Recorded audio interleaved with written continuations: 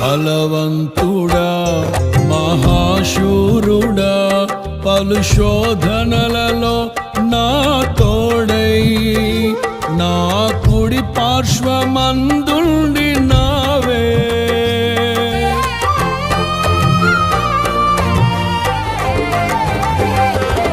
నీ మహిమకై నీవేర్పరచిన నీ పాత్రగా నన్ను మార్చి నీవు నీ అనలేని ప్రేమను చూపితివి.